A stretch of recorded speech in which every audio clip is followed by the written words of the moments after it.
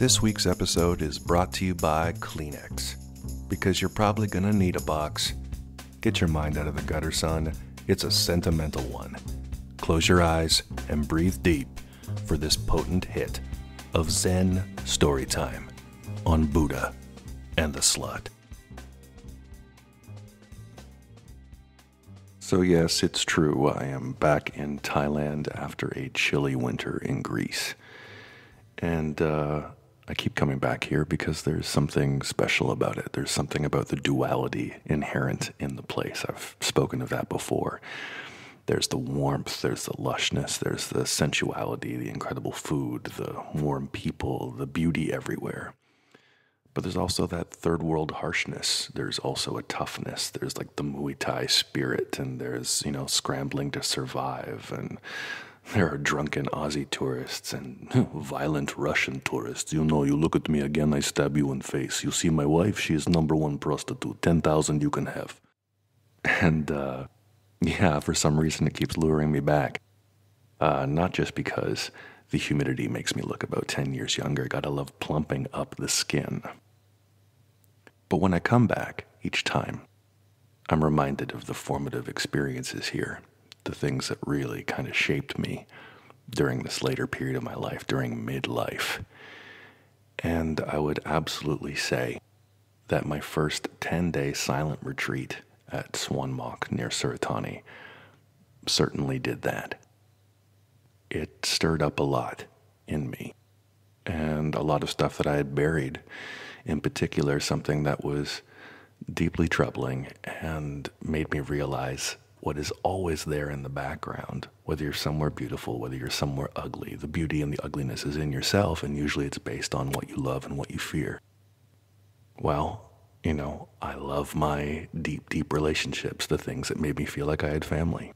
And I'm afraid of losing those, of loss, of death. And it appears that I have been repressing one of the most traumatic losses of my life.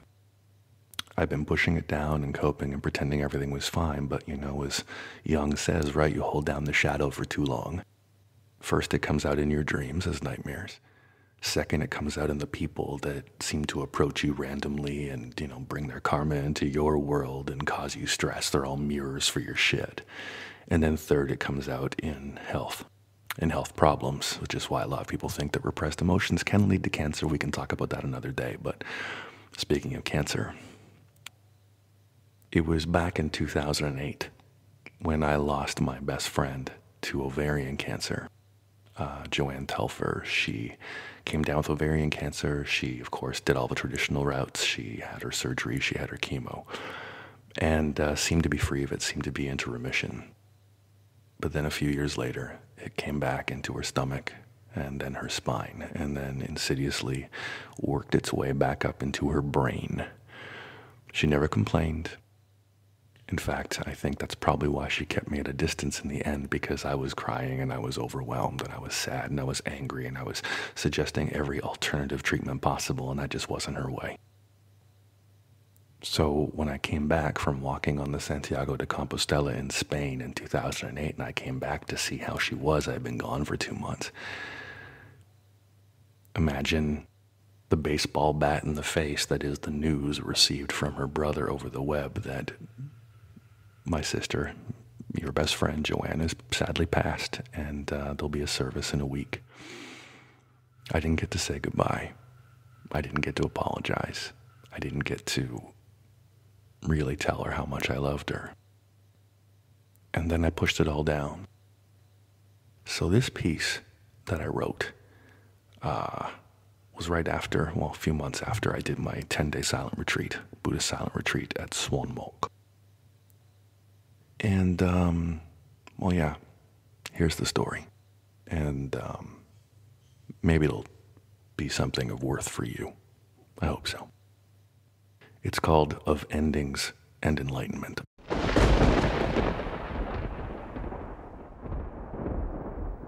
They say there is no suffering at the heart of all things, that, in truth, there is no pain, or doubt, or loss, that all of space is here, and all of time is now, that if you seek it, it will be shown to you, the truth of what love is. And you only need to see it once to know that it's real. It seemed like a grand idea at the time. Self-discovery, personal improvement, spiritual progression. 10 days at a remote Buddhist retreat in southeast Thailand. 18 hours each day to focus on mindfulness in whatever task was assigned. The wake-up bell at 4 a.m., using candlelight to wash and dress oneself. Bare feet on cold, wet grass. Orion's jeweled belt pointing the way through the jungle from a sky made of black velvet. They tell you that the struggles will come in sequence, based on what is taken away. First you'll want to talk again. Then you'll want a nice bed and more sleep. Then better food, vegetarianism be damned. And then you want sex with others or yourself. They say that the real dope shit, the profound awakenings, don't even start to kick in until day 5. That's when you get the deep dive. The sexes sit on opposite sides of the sand-floored sala. This is what I see when I arrive. This divide persists for the duration of the stay. We're in separate dorms, separate dining areas, walking paths. Eye contact is discouraged. It's a deeper, deafening silence. And then we are told what our days will consist of. 4 a.m., meditation, then yoga, a monk lecture, rice soup and fly-covered fruit, monastic chores. I, of course, chose sweeping, upper body strength, meditation, Zen walking, monk lecture number 2, more rice, vegetables, a cooked rice dessert, and yes, more flies. There were thermal hot springs, oh yes, and then meditation, another monk lecture, more Zen walking, more meditation, tea, meditation, Zen walking, meditation, finished with lockdown at 9:30 p.m. There'd be a rush for the communal toilets, the sound of 40 men dressed in colored sarongs, ladling water over their heads and shoulders in unison, slapping and scratching at hundreds of insect bites, grunting and flatulating behind thin wooden doors, gasping in frustration and disgust at having to tidy one's business the Indian way. That's right, washing asses with hands. Candles again to navigate a 2 by 3 meter cell with a concrete bed, a barred window, mosquito netting, bamboo mat, and, here we go, wait for it, a wooden pillow. If you're lucky, then your room affords a slightly breezy, balmy feeling to fight against the humid 30 Celsius plus nights. If you're not so lucky, if you're cursed with karma like mine, then you're right next to the latrine.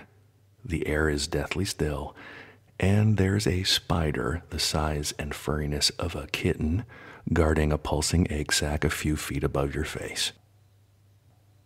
Somehow I drift. Somehow peace finds me on the slab. Somehow sleep swallows me whole. I saw you in my dreams that first night. We raised a glass and dined in silence in the belly of a dead whale. The bell.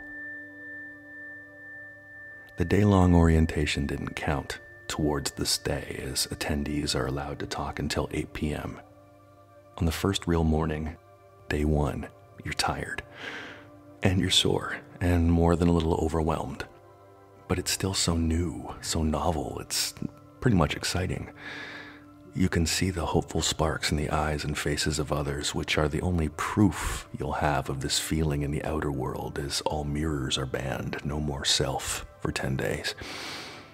But that's what this whole retreat is about, right? Rejecting the outer world, denying the grand illusion, eliminating the distractions of luxury and comfort and sensual stimulation, embracing the nature of life, the truths inherent in suffering and the inevitable decay, and finding a way beyond it. So I lay on the slab with little winged vampires battering against the netting around my head. I spray a can of poison at them, breaking the retreat's law of no killing. In my head, I justify the choice. Their deaths won't be sudden, it's just poison. Maybe the spider will get the hint and relocate. Shit, I'm breathing it too, lady, don't worry. If life's fair across all levels of biocomplexity and diversity, then I'll probably get cancer. But that's not how it works, is it, babe? Of anyone I know, you're proof that life is a dick.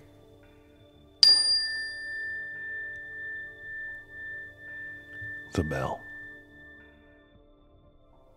Dagger pains pierced my guts on the morning of day 2. I'd gone gluten-free nearly 2 months earlier out of necessity. Psoriasis, inflammation, candida, mood swings, and chronic bloating and constipation are classic signs of a wheat belly, and I was seeing real improvement with the change. But, as my shitty luck would have it, something in the coating of brown rice grains can mimic the gluten effect. Walking hurts. Sitting hurts. Stretching hurts. Living hurts. And instead of surrendering to clarity in each breath during meditation, I find myself gripped in fevered visions from the past. Regrets with family and friends and lovers. Guilt over countless ego-driven and fear-soaked actions. Anger at slights and betrayals from perceived enemies. Detailed and disturbed fantasies of power and violence and righteous vengeance. I am Genghis Khan lopping heads, an Aztec priest feasting on warm hearts. I am motherfucking Tetsuo going nuclear over Neo-Tokyo. I ride the waves of hot crimson in my heart for as long as I can, which is, thankfully, just long enough. I am corpse still in the blackness, sad and angry and exhausted beyond measure. You're lying beside me now. A joint gets lit and passed. I can hear your throaty whisper like it was yesterday. Jesus, Brooke, just get over yourself.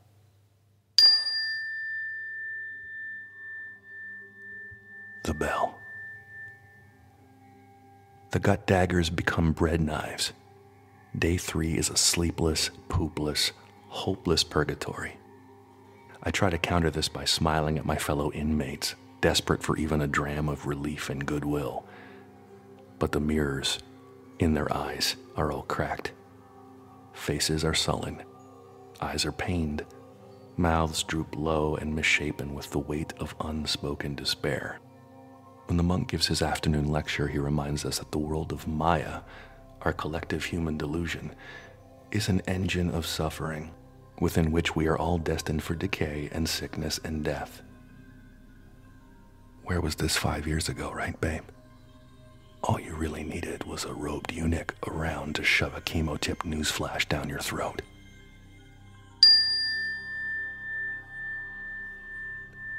The bell. Each moment now bleeds into the next. Sleeping, waking, washing, eating, walking, sweeping, bathing, shitting, sitting, breathing, and suffering. I am loosening my anchor from this reef in space and time, realizing this uncharted position beyond the map's edge. I am losing myself and my mind.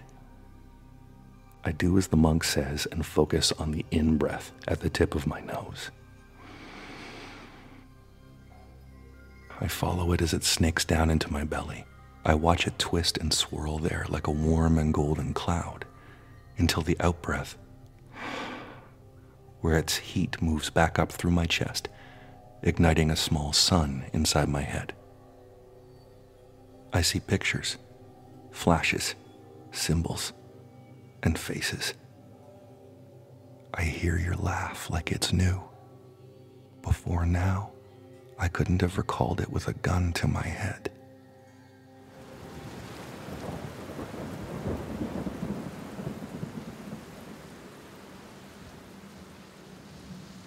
I don't know what day it is anymore, whether I'm awake or learning kung fu in some fool's idea of a Zen matrix.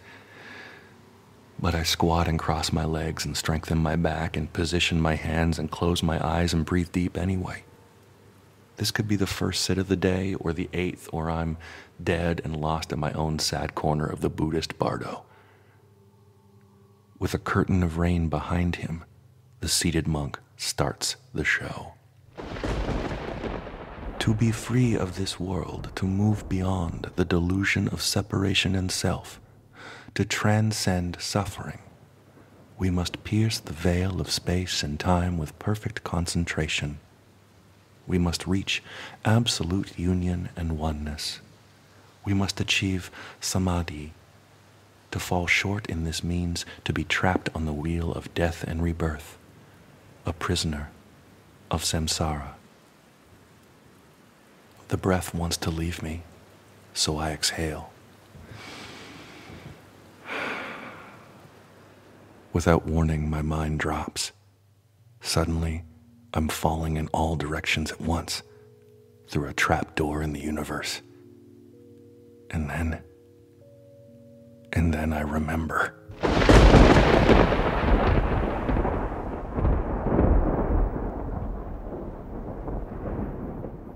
It's 20 years earlier, almost to the day, and I'm sitting with Joanne in our basement apartment. We've been together almost 5 years through most of university and have made the trek out west to seek fame and fortune as actors. We'd been through a lot, more than most young couples by this point, and had a pretty good understanding of the highs and lows and what it took to watch each other's back in the trenches. She would say I was the brains and she was the brawn. No dispute there. For every 10 points of IQ I like to broadcast to the world at large, there was an equally crippling neurosis attached. I was the kite, fluttering too close to storm clouds and forever complaining about the weather. But Joanne, she was the oak I was tied to. Lush and strong and vibrant with a towering elder spirit, an indomitable will. A little thunder and lightning couldn't scare her. To a heart like Joanne's, that was entertainment. That night we had gone to see a film, Mike Leigh's Naked. In it, there was a scene that had stayed with me once the credits rolled. Johnny, the nihilistic anti-hero, had cornered a hapless incidental character, a security guard, and proceeded to blow the poor chap's mind with a monologue on the true nature of time. Non-linear. Joanne was fascinated. She wanted me to go over the ideas again when we got home. We grabbed some coffee, a fresh pack of ciggies, and made our way back through a dark and winding forest trail in West Vancouver. No alcohol touched our lips, though we were microbrewery fans, and none of BC's finest was imbibed. Oh yeah, though we certainly weren't strangers to the green, and if there was ever a time for a mild psychedelic to be leveraged into a complex discussion of physics and philosophy, this was certainly it. It was just best friends, legal stimulants, and a deep discussion. We stepped inside and lit some candles.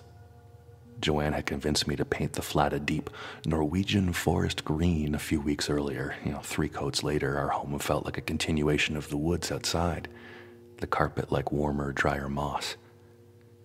She perched on the futon, and I sat cross-legged on the floor in front of her. For years, I considered theoretical physics to be my thing. So here was a chance to preach from my soapbox, and I dug right in.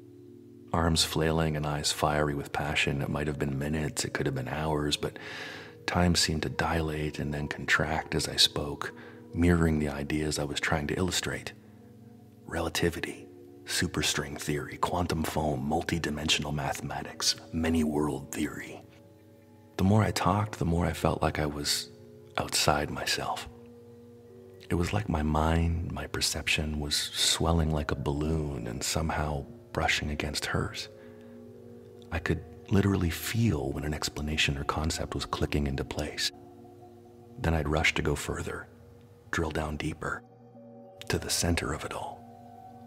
Okay, babe, we are 3-dimensional creatures living within a 4-dimensional construct. Theoretically speaking, every point in time touches every point in space simultaneously. The beginning of the universe, the end of it, and all points in between are happening now, simultaneously.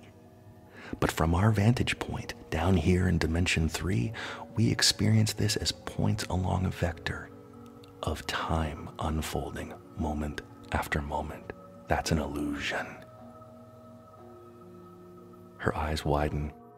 I can feel her stop breathing. Her heart slows. She's thinking this is fucking crazy, that it would change everything she has ever known about the world and life and even death. She's paralyzed by the unfathomable. But how do I know this? How in God's name am I privy to her thoughts and her feelings? How am I inside her mind right now, beneath her skin, surfing her blood as it courses through her veins, watching her very cells divide? How do I know? I breathe.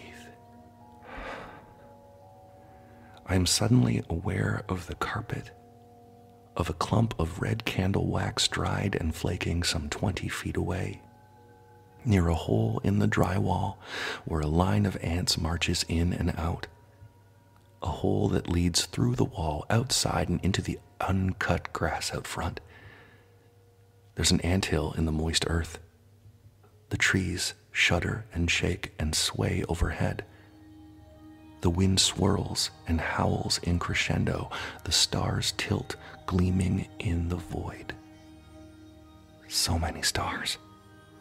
Fires in the dark, burning for all of us. Joanne gasps. Or I do. It doesn't matter. It's all the same now. We expand, dissolve, explode into a million billion shining galaxies, into the blinding forge of all creation. It sings, and the sound is a maddening, deafening, ecstatic choir of all there ever was, is, and will be, an infinite sea of bliss and beauty and unquestioned belonging, samadhi, Godhead, love, oneness. And we sit there forever and no time at all, until inevitably the door opens back the other way. We fall like burning angels, tumbling through time and space, crashing back hard into our fleshy prisons. It takes a moment to remember whatever a moment means, who and what we are, where we had been, why we are here, now. We are tear-soaked, shivering in awe and panic. Before it fades, I run to the kitchen and grab some paper and pencils. I grunt urgent instructions, and she understands. We will take a few minutes each in separate rooms to write down what just happened, so we can have evidence, so we can know. Neither of us are that surprised when the bullet point accounts end up matching, almost word for word. We just laugh, and then weep, and then hold each other until the dawn. We knew then that we were forever changed. We didn't need to speak of it again. There were no vows made or pledges of undying love or contracts of mutual sacred servitude. In fact, truthfully, we broke up nearly 1 month later. For a moment we had glimpsed the truth in all things and understood in the clear light of it what was right for all concerned. But we were best friends for years after. When the cancer took her, I had never experienced such an excruciating sense of loss in my life. Not with family, not even with a pet up until that point. This was such a complex and utterly unbearable pain. I went into shock from grief. I cried for weeks, and each year around this time, it's no coincidence that I get gripped by near suicidal levels of depression, sometimes lasting months. The string had been cut. The kite, sucked up into the storm clouds, burned and broken and torn asunder, with the unyielding oak that held it so fast, cruelly uprooted from the earth.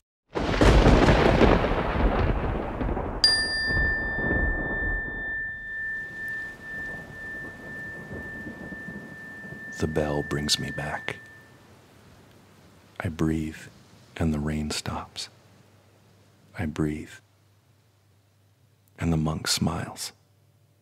I breathe, and sit with the pain. I watch it, and the storm within begins to clear. I've been here now for 5 days. And you've been gone for 5 years, to the day. I've tried to live a lie ever since, to pretend it never happened, to erase you so it would hurt me less. Tears fall like the rain behind the monk, and I remember the thing that we shared, like it's happening here, right now, because it is. And I could only have witnessed it through the lens of your brave and beautiful soul. Suffering is banished at the heart of all things. There is no pain or doubt or loss. All of space is here. All of time is now. You only need to feel it once to know what true love is. You only need to see it's real to vanquish death forever. Thanks for listening. I can't say I hope you enjoyed it, but I hope it moved you or made you feel something. I promise next week, something fun, either an interview or something very candid and embarrassing about sex or drugs or life or rock and roll or just this whole crazy digital nomad adventure I'm on. Thanks a lot. Buddha and the SLUT. Spread the good word, subscribe, iTunes, everywhere else. You know the drill. Drop by my website, BrookeBurgess.com. That's Brooke with an E, Burgess as in Burgess Meredith. Hey, rock, I've told you before.